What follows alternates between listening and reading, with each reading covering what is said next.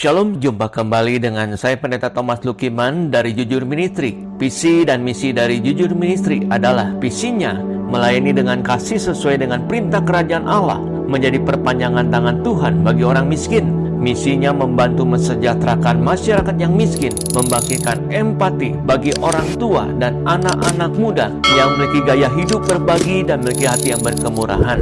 Baik, sebelum kita akan mendengarkan perenungan firman Tuhan, kita akan memulainya di dalam doa.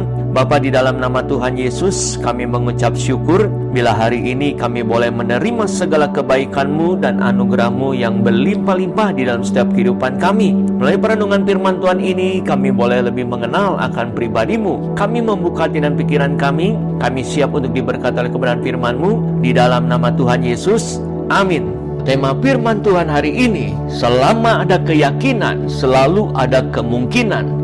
Sampai kapanpun, iman dan keyakinan tetap dibutuhkan dalam hidup ini. Jangan pernah lemah dan kehilangan keyakinan. Sekalipun kita hidup dalam tekanan, tanpa pengharapan, jika kita memiliki Yesus, percayalah, Dia akan membawa kita keluar dari segala masalah dan pergumulan, bahkan membuat kita berjalan tegak untuk menatap masa depan yang penuh dengan pengharapan. Jika kita percaya kepadanya, maka kuasa Roh Kudus akan memberi kekuatan dan kemampuan. Hidupilah firman Tuhan dan laksanakanlah apa yang Tuhan perintahkan. Maka kita sedang membuka pintu keberhasilan. Merasa hebat dan pintar membuat kita tinggi hati dan sombong. Ubahlah hidup kita sekarang juga. Jadilah orang yang rendah hati untuk berjalan dalam ketaatan, beriman, dan percaya kepada Tuhan. Semua yang kita perbuat pasti berhasil. Selama ada iman dan keyakinan, maka akan ada segala kemungkinan yang terjadi dalam hidup kita. Yang pertama,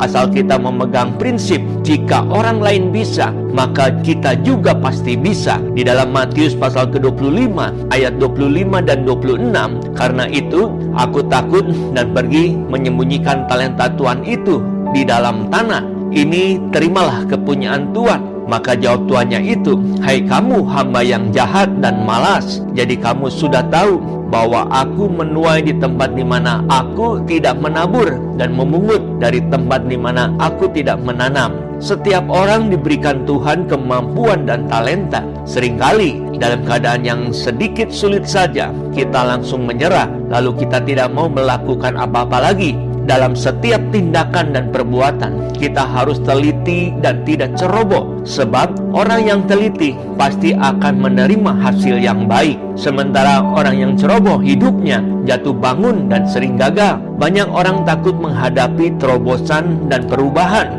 Mereka senang dengan kemapanan, padahal tanpa perubahan, hidup kita tidak akan pernah bisa maju dan berkembang. Sulit sedikit saja, gaungnya sudah kedengaran kemana-mana, seolah-olah dunia sudah mau runtuh. Bahkan burung unta yang menyembunyikan kepalanya dalam lubang. Beda tipis antara rendah hati dan rendah diri. Sebagai orang percaya, kita harus rendah hati, namun tidak rendah diri dengan hanya mengurung diri dan tidur sepanjang hari karena takut menghadapi persaingan hidup.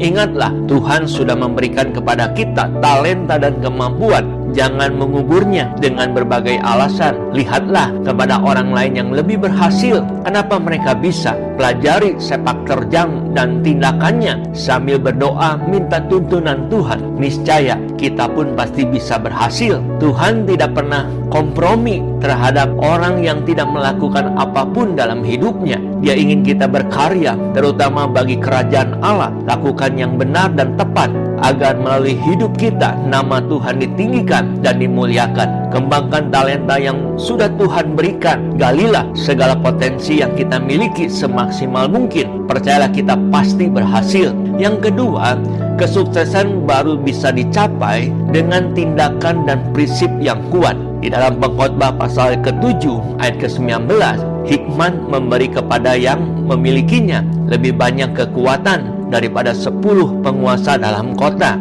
Zaman now untuk mencapai sukses berbeda dengan zaman dulu. Perkembangan hikmat begitu dahsyat dan luar biasa. Siapapun pemenangnya harus memiliki hikmat. Tanpa hikmat, kita semua akan tertinggal. Orang kaya bisa jatuh miskin, namun orang berhikmat tetap selamanya. Hikmatnya diperhitungkan melebihi emas dan perak. Kejarlah hikmat yang berasal daripada Allah, sebab dari sanalah kita bisa memperoleh pengertian yang benar. Itulah yang sempurna, yang mendatangkan anugerah dan kasih karunia Tuhan yang berlimpah-limpah ketika kita menghadapi setiap proses dan tantangan. Jangan takut dan gentar, sebab Tuhan senantiasa menyertai kita sampai visi itu digenapi dalam hidup kita. Fokuslah ke depan, tatap masa depanmu yang gilang gemilang. Jangan bimbang dan ragu, apalagi stres dan putus asa. Jalani saja dengan tekun dan setia, maka Tuhan akan membawa kita pada rencananya yang indah dan besar. Jangan tawar hati dan kendor, tetap semangat, tetap bertahan dalam pengharapan. Bersama Tuhan, kita pasti sanggup untuk melakukan hal yang besar. Yang ketiga, harus selalu optimis dalam segala aspek kehidupan. Di dalam Filipi pasal keempat ayat 9, dan apa yang telah kamu pelajari, dan apa yang telah kamu terima, dan apa yang telah kamu dengar, dan apa yang telah kamu lihat padaku, lakukanlah itu. Maka Allah sumber damai sejahtera akan menyertai kamu. Secara psikologis, orang yang optimis selalu memiliki pikiran yang positif. Namun dibutuhkan iman dalam setiap pengharapan yang membangkitkan segala aspek kehidupannya. Pikiran yang positif akan melahirkan hasil yang positif. Sebaliknya, orang yang selalu negatif, hidupnya pasti selalu menjadi negatif. Sebab setiap perkataan berasal dari hati dan pikiran. Jika pikiran kita baik, pasti baik pula perkataan kita. Maka seluruh aspek kehidupan kita